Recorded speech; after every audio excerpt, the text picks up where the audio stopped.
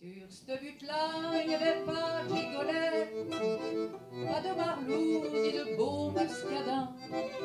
Ah, c'était loin du moulin de la galette et de Paname qui est le roi des patelins. Ce qu'elle en a bu du beau sang, cette terre, sans d'ouvriers et sans de paysans. Car les bandits qui sont cause des guerres n'en meurent jamais, on tue les innocents. La butte rouge, c'est son nom. Baptême suite un matin où tous ceux qui montaient roulaient dans le ravin. Aujourd'hui, il y a des vignes, il y pousse du raisin. Qui boit de ce vin-là boira le sang des copains. Sur ce but-là, on n'y faisait pas la noce, comme à Montmartre où le champagne coule à flot. Mais les pauvres gars qui avaient laissé des gosses, ils faisaient entendre de terribles sanglots. Ce qu'elle en a bu des larmes, cette terre, larmes d'ouvriers, larmes de paysans. Car les bandits qui sont cause des guerres ne pleurent jamais, car ce sont des tyrans. La butte rouge, c'est son nom. Le baptême suit un matin où tous ceux qui grimpaient roulaient dans le ravin. Aujourd'hui, il y a des vignes, il y pousse du raisin. Qui boit de ce vin-là boit les larmes des copains. Sur ce but-là, on y refait des vendanges, on y entend des rires et des chansons. Filles et gars doucement y échangent des mots d'amour qui donnent le frisson. Peuvent-ils songer dans leurs folles étreintes qu'à cet endroit où s'échangent leurs baisers, j'ai entendu la nuit monter des plaintes et j'y ai vu des gars au crâne brisé. La butte rouge, c'est son nom. Le baptême suit un matin où tous ceux qui montaient roulaient dans le ravin. Maintenant, il y a des vignes, il y pousse du raisin. Mais moi, j'y vois des croix portant le nom des copains.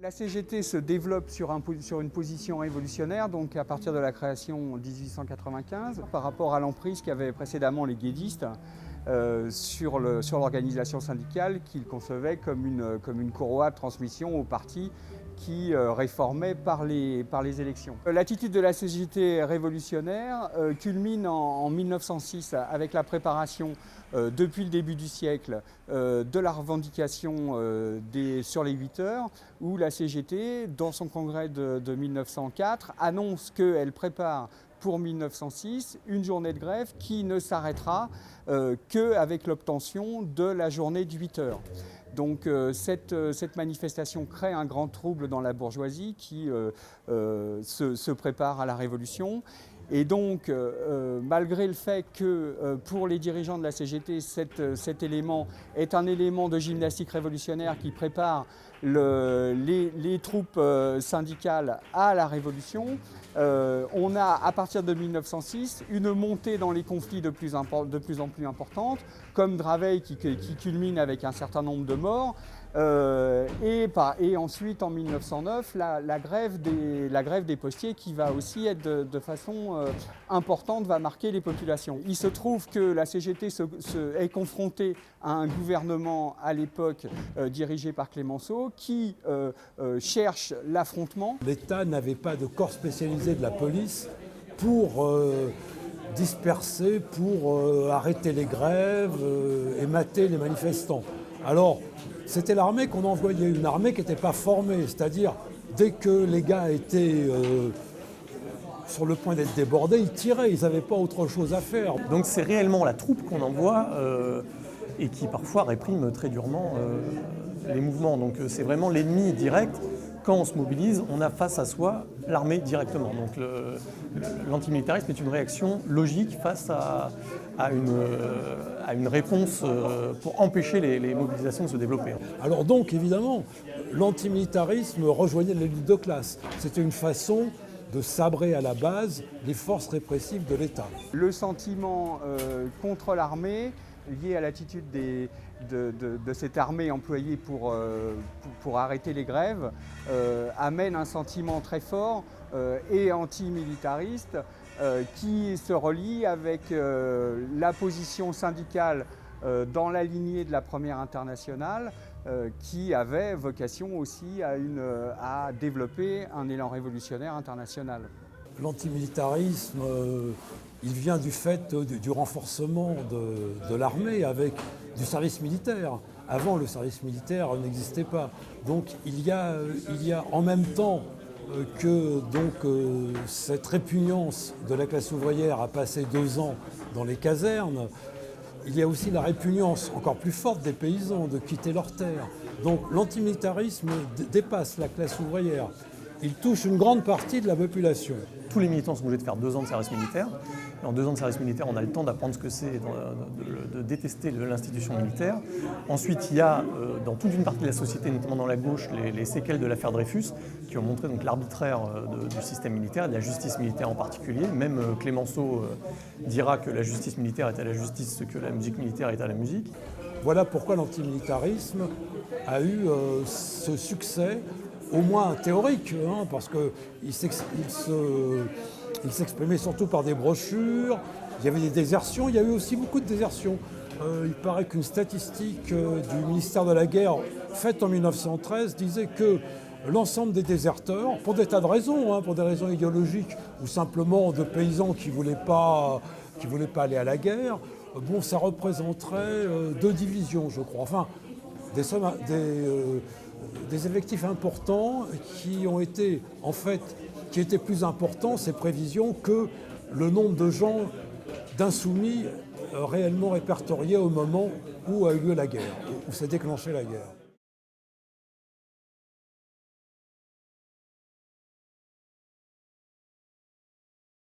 La CGT était déjà contaminée par le réformisme. Alors, je ne les attaque pas en disant ça. C'est une évolution, je dirais que c'est une évolution naturelle.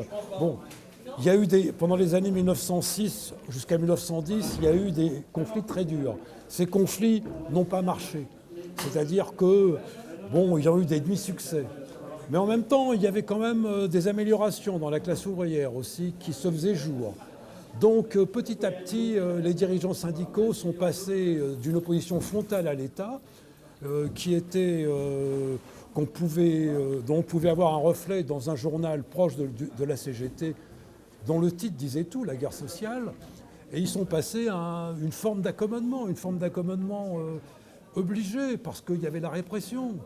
Parce que aussi, il fallait bien parler avec les patrons si on voulait obtenir des améliorations.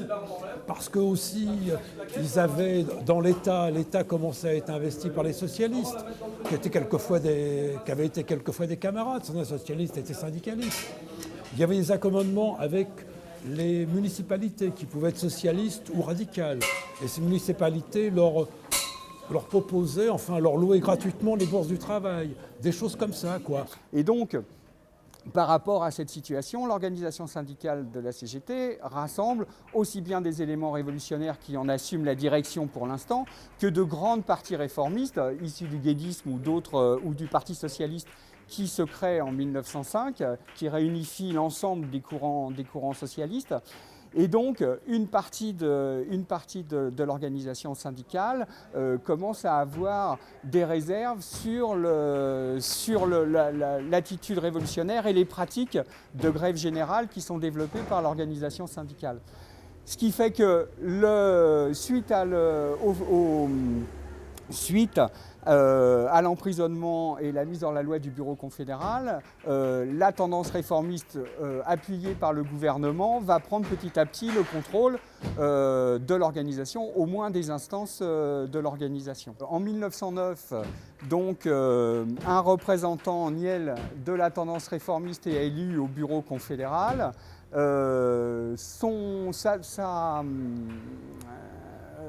Il reste au bureau confédéral assez peu de temps du fait de son attitude hostile à la grève des postiers, et il est remplacé par Jouhaud qui normalement a une position révolutionnaire.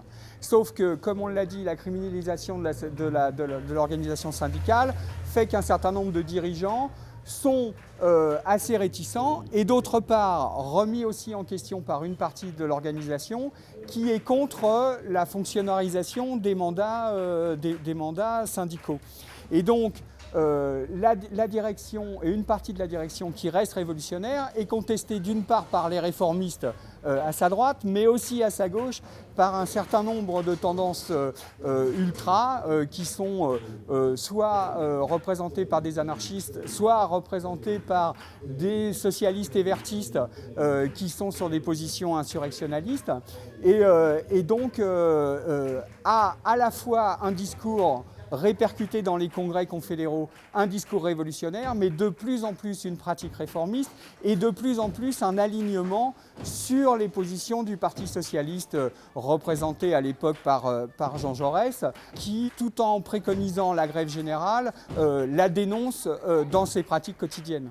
À partir de 1909, il y a aussi un désengagement d'un certain nombre de révolutionnaires qui, issus d'organisations politiques ou anarchistes, retournent vers ces organisations et délaissent, bien que restant syndiqués, sont dans une position très critique par rapport à l'organisation syndicale. La CGT, dans ses congrès, est principalement représentée par Georges Yvetot, qui est donc le secrétaire de la Fédération des bourses, garde un discours non seulement antimilitariste, mais anti-patriotique, avec des motions qui sont votées en congrès et qui restent majoritaires.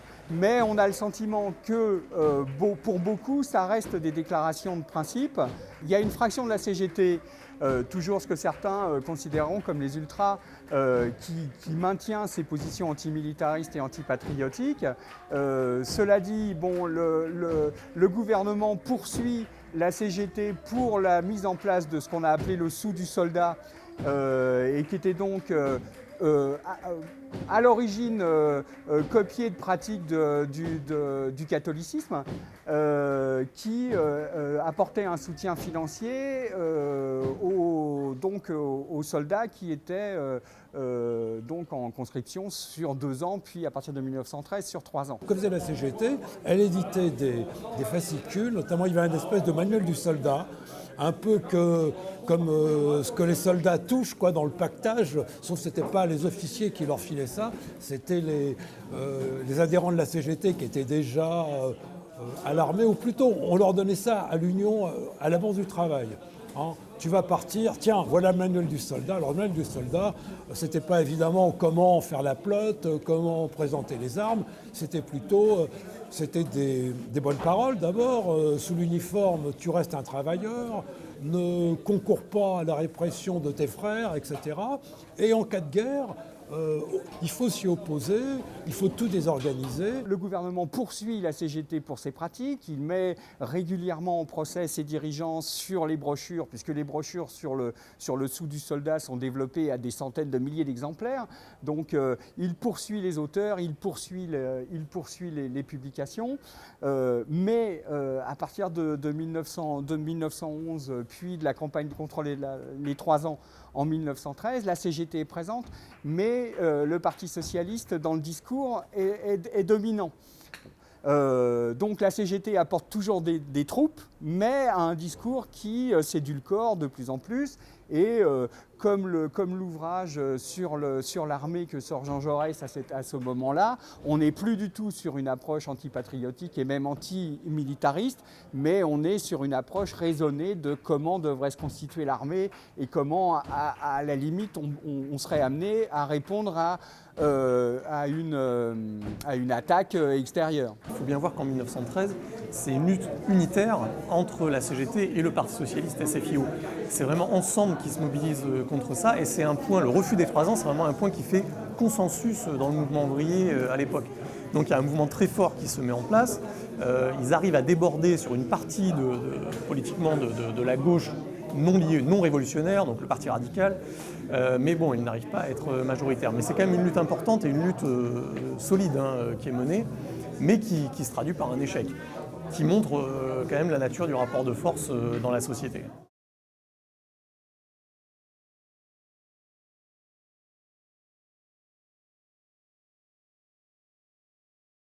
Par rapport à la guerre qui s'annonce, et qui s'annonce depuis quelques années avant 1914, la position de la CGT dans ces congrès évolue. C'est-à-dire que la CGT dit en cas de guerre, il est logique que la classe ouvrière réponde par la grève générale, mais elle ne peut pas être décrétée par l'organisation syndicale, elle doit être une attitude des salariés qui doivent réagir par la grève générale. C'est un retournement qui n'est pas du jour au lendemain, parce qu'il y a une évolution dans l'orientation de la CGT qui commence à, disons, s'adoucir au niveau de sa direction, même s'il y a une minorité syndicaliste révolutionnaire autour de la vie ouvrière, mais qui justement maintiendra son opposition à la guerre. Donc les engagements d'avant 14 se retrouvent parfois pendant la guerre, pas toujours. Au sein du Parti socialiste, l'ensemble des fractions, des différents courants qui existent éclateront totalement à la déclaration de guerre. Et on se retrouvera avec une division en 3 parties, mais qui sera totalement différente de ce qui existait avant 14. Et tout simplement, en fait, le mouvement ouvrier ne va pas arriver à développer une analyse en temps réel de ce qui est en train de se passer et des motifs profonds du déclenchement de la guerre. Quand la déclaration se fait, comme ça fait plusieurs années qu'il y a des menaces de guerre, etc., l'ensemble des organisations ne se préparent pas réellement à une déclaration de guerre. Le Parti socialiste a envisagé une réunion internationale au mois d'août à Paris. La CGT a prévu un congrès confédéral en septembre. La déclaration de guerre surprend l'ensemble des responsables syndicaux et politiques parce que, principalement, ils ne veulent pas le croire à cette guerre et que, d'autre part, on sent un mouvement de recul dans les mobilisations. Maintenant, les ultras continuent à mobiliser, à faire des manifestations, à organiser des manifestations de rue et des meetings dans les jours qui précèdent la déclaration de guerre, c'est-à-dire fin juillet, mais à mon sens, aucune stratégie n'est mise en place par rapport à cette situation. Le discours gouvernemental sur « nous nous défendons face à l'attaque allemande » va en fait porter, y compris au sein de la classe ouvrière, et donc la majorité, y compris des syndiqués, quand le 1er août, l'ordre de mobilisation générale est annoncé, ils partiront. Alors d'une part parce qu'ils pensent qu'il n'est pas possible d'y résister, mais aussi pour un bon nombre d'entre eux parce qu'ils considèrent que la guerre est juste, que oui, il faut se défendre contre l'agression. Et il y a tout un fond de germanophobie qui va pouvoir ressortir. Et le mouvement ouvrier, alors dans la partie qui va adhérer à l'Union sacrée, mais bon, qui est la majorité, on va ressortir des citations alors éventuellement de Bakounine, des citations germanophobes, comme ça, alors sorties de leur contexte, mais où on va ressortir les éléments aussi de la guerre de 1870, du fait que la Commune de Paris avait une dimension patriotique. Nous pouvons mieux défendre le pays que la bourgeoisie. On va retrouver ça chez les héritiers des blanquistes qui sont présents au Parti socialiste, où effectivement il y a cet aspect, nous allons montrer au pays, nous minoritaires, nous allons montrer que nous sommes les meilleurs patriotes. Et il y a évidemment tout le discours de la Révolution française qui va ressortir. C'est les jeunes de cette époque-là, y compris du mouvement ouvrier, ce sont les premières générations qui sortent de l'école laïque. Et l'école laïque, on y apprend une vision de la Révolution française, bon, qui n'est pas la vision que Daniel Guérin défend dans ses ouvrages qui paraîtront plus tard, qui est une vision où effectivement le peuple en armes s'est levé pour repousser l'étranger qui est attaqué. D'ailleurs, ce sentiment d'appartenance à la nation n'était pas forcément incompatible avec l'antimilitarisme. L'antimilitarisme, ce n'était pas de l'antipatriotisme, c'était simplement que peut-être on voulait une armée démocratique, on ne voulait pas de juteux, on ne voulait pas de vexation, de marches de nuit épuisantes, de choses comme ça. Voilà, c'était cela, c'est l'antimilitarisme. Et puis il y a toujours ce vieux fond anti-allemand. Et chez les Allemands, c'était un peu le contraire. Donc ça a marché comme ça. Chaque peuple s'est trouvé un ennemi. Bon, les Français, c'était l'Allemagne qui nous avait piqué l'Alsace et la Lorraine. Enfin voilà, c'était le genre de choses qu'on pouvait lire. Tous les bobards, toutes les intoxications plus ou moins volontaires qu'on pouvait lire dans la presse des deux pays, quoi. L'élan patriotique que la classe ouvrière a pu connaître était dû à quoi? Était dû au fait aussi qu'à l'époque, on a connu l'extension des médias de masse. On avait, me semble-t-il, 80 quotidiens nationaux. Et donc, il s'avère que les médias de masse sont un élément important dans la mobilisation des esprits. La première projection publique d'un film, c'est en 1895, la même année que le congrès de Limoges d'ailleurs, où est fondée la CGT. Et le cinéma est vraiment très mal vu par le mouvement ouvrier en général. Donc c'est considéré comme déjà éloignant l'ouvrier de la révolution. Enfin voilà, c'est un divertissement qui peut donner, qui va l'abêtir ou la servir, qui va également lui donner des idées patriotiques, des idées militaristes, et qui également va lui donner envie de faire la guerre. Du coup, l'idée du cinéma du peuple, c'est de dire il y a ce poison qui est le cinéma capitaliste. Nous allons faire un contrepoison. Nous allons faire un cinéma pour le mouvement ouvrier. Et la société de production, si on veut dire, c'était une société de production, une coopérative ouvrière de production de films, la première qui existait, qui s'appelle le cinéma du peuple. Donc le cinéma du peuple s'est fondé le 28 octobre 1913 et ça va durer à peu près 6 mois jusqu'à la déclaration de guerre. Et en l'espace de ces 6 mois, ils vont réaliser 6 films. Dès 1910, 1912, des premières projections sont organisées par Gustave Cauvin ou peut-être par d'autres, mais principalement par Gustave Cauvin, qui semble vraiment être un individu isolé, unique, qui du coup, lui, s'empare du cinéma. Et à sa suite, du coup, d'autres militants se mettent à se dire que le cinéma, c'est un peu comme si c'était un fait social de l'époque. On ne peut pas faire sans. Donc, puisqu'on ne peut pas faire sans, il faut s'en servir pour lutter contre lui. Il faut se servir des armes de l'adversaire pour pouvoir le combattre. Donc se servir du cinéma, entre autres. Ce qui est proclamé, évidemment, c'est de faire un cinéma différent, c'est de faire un cinéma qui glorifie le mouvement ouvrier, un cinéma qui lutte contre l'alcoolisme, un syndicat qui dénonce les inégalités, un cinéma qui dénonce les inégalités sociales. Et c'est dans ce sens que sont faits les 6 films que va produire et réaliser le cinéma du peuple. Donc il y a cette idée. On va dévier les thèmes, on va dévier les sujets, on va à la fois divertir, éduquer, émanciper. C'est la devise du cinéma du peuple. Et pouvoir diffuser des idées sur la classe ouvrière et sur l'histoire ouvrière. Dans les faits, tout ça se passe, mais on se rend compte que l'esthétique cinématographique qui est utilisée est très proche des films qui sont produits par ailleurs. Une gestuelle très théâtrale, des décors sommaires, tout ça. Et aussi que certains des thèmes abordés, en fait, sont également des termes que l'on retrouve dans le cinéma dit commercial. En particulier, l'anti-alcoolisme ou la stigmatisation de l'alcool. Et du coup, il y a une portrait très moralisatrice, en fait, dans le cinéma du peuple. Et dans ce sens, ça rejoint d'autres films, d'autres productions de l'époque. Cette volonté un peu moralisatrice. Bon, il faut se dire que c'est les débuts du cinéma, donc il n'y avait pas beaucoup de films qui avaient été faits, et sans doute il n'y avait aucun film qui avait été fait sur la commune, tout simplement. Donc c'était se dire, là on a cet événement, c'est à peine à 40 ans de distance quand même à l'époque, il faut le film, mais voilà, il faut se réapproprier. Enfin, oui, voilà, faire une contre-histoire ou une contre-actualité suivant les films, mais se dire, voilà, on va prendre des mots, on va arrêter de parler de ce dont on parle normalement au cinéma, et on va parler d'autres choses, comme la commune. Quand, à travers le cinéma, à travers un certain nombre de pratiques artistiques, on essaye de faire en sorte que la classe ouvrière puisse se réapproprier ces outils, c'est aussi et premièrement d'avoir un regard critique sur la masse d'informations qu'on nous diffuse aujourd'hui par la télévision, mais aussi par Internet principalement, et que donc le fait de produire ces images, de se réapproprier ces moyens, permet de lutter aussi contre l'idéologie qu'on nous impose. Donc on voit des gardes nationaux très très fatigués, surtout celui qui dort et qui aura, comme on va le voir, un peu de mal à se réveiller. La commune a passé beaucoup de temps à discuter, à décréter, etc.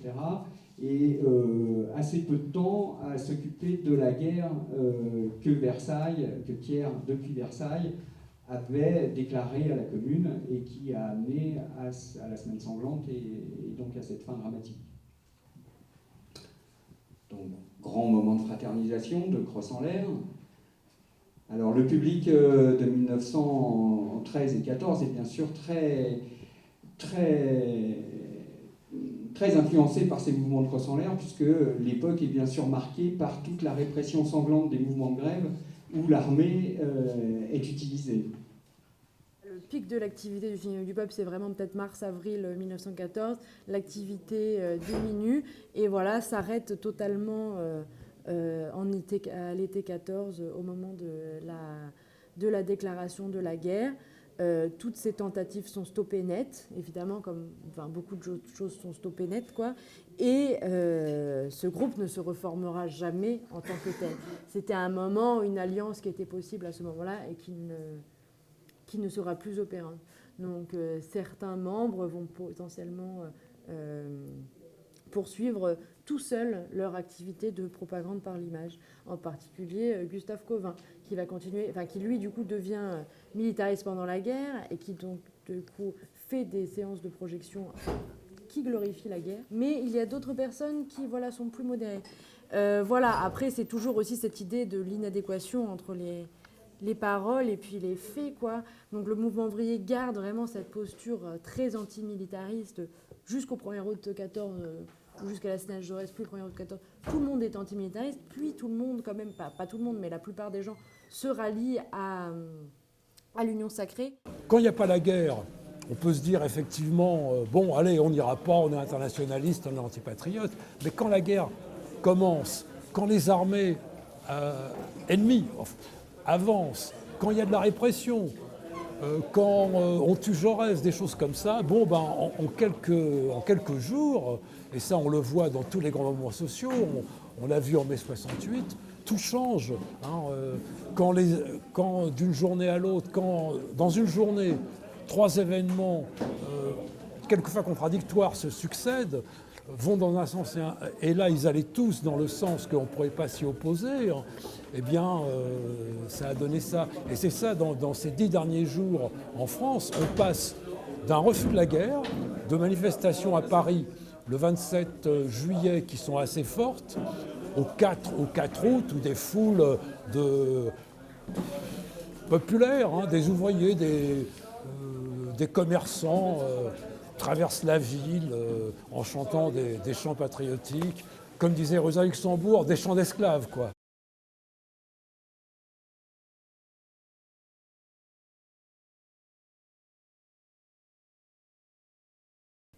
Pauvre, tu vas te battre contre les riches, contre les maîtres, contre ceux qui mangent ta part, contre ceux qui mangent ta vie, contre les bien nourris qui mangent la part et la vie de tes fils, contre ceux qui ont des autos et des larbins et des châteaux, des autos de leur boue éclaboussant ta blouse, des châteaux qu'à travers leur grille tu admires, des larbins ricanant devant ton bourgeron. Tu vas te battre pour ton pain, pour ta pensée, pour ton cœur, pour tes petits, pour leur maman, contre ceux qui t'ont dépouillé et contre ceux qui t'ont raillé et contre ceux qui t'ont souillé de leur pitié, de leur injure. Pauvre courbé, pauvre déchu, pauvre insurgé, tu vas te battre contre ceux qui t'ont fait une âme de misère, ce cœur de résigné et ce cœur de vaincu? Pauvres, paysans, ouvriers, avec ceux qui t'ont fait une âme de misère, avec le riche, avec le maître, avec ceux qui, t'ayant fusillé dans tes grèves, t'ont rationné ton salaire, pour ceux qui t'ont construit autour de leurs usines des temples et des assommoirs, et qui ont fait pleurer devant le buffet vide ta femme et vos petits sans pain, pour que ceux qui t'ont fait une âme de misère restent seuls à vivre sans toi, et pour que leur grand cœur ne soit point assombri par les larmes de leur patrie, pour te bien enivrer de l'oubli de toi-même, pauvre, paysan, ouvrier, avec le riche, avec le maître, contre les dépouillés, contre les asservis, contre ton frère, contre toi-même, tu vas te battre, tu vas te battre. Va donc dans vos congrès où vous serriez les mains, camarades. Un seul sang coulait dans un seul corps. Berlin, Londres, Paris, Vienne, Moscou, Bruxelles, vous étiez là. Le peuple entier des travailleurs était là.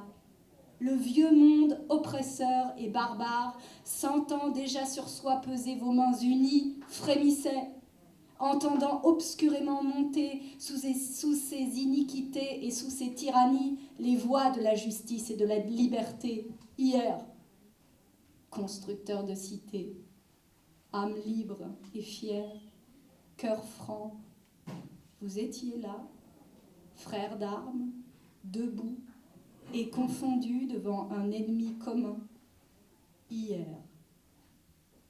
Et aujourd'hui, comme hier, Berlin, Londres, Paris, Vienne, Moscou, Bruxelles, vous êtes là. Le peuple entier des travailleurs est là. Il est bien là, le peuple des esclaves, le peuple des hâbleurs et des frères parjures. Ces mains que tu serrais, elles tiennent bien des fusils, des lances, des sabres. Elles manœuvrent des canons, des obusiers, des mitrailleuses contre toi. Et toi aussi tu as des mitrailleuses. Toi aussi tu as un bon fusil contre ton frère. Et maintenant, va te battre. En 1914, au moment où la guerre se fait de plus en plus menaçante, la CGT va dire il semble que la classe ouvrière soit prise par un élan patriotique qui ne les amènera pas à se mettre en grève contre cette guerre. Et donc, comme l'a décidé le Congrès, la CGT n'a pas à elle à imposer un mot d'ordre de grève. Alors, ce qui arrange beaucoup les dirigeants de la CGT, à qui le gouvernement fait penser que de toute façon, par des déclarations d'un certain nombre de ministres, que de toute façon, en cas de déclaration de guerre, on va zigouiller tous les dirigeants de la CGT et mettre en camp de concentration les autres, sous le principe de l'application du carnet B, où sont donc répertoriés l'ensemble des militants révolutionnaires et qui pourraient s'opposer à une entrée en guerre. Je suis un homme libre et je refuse de saluer la guerre. Une voix crie « Cassez-lui la gueule à Slash !» Une bousculade se produit de l'arrière. Des cannes se lèvent, des tables sont renversées, des verres brisés. L'attroupement en un instant devient énorme. Et ta consommation? Comme le malheureux ne répond pas, il le fouille, retire de la poche de son gilet une poignée de monnaie dans laquelle il choisit, en prenant la foule à témoin.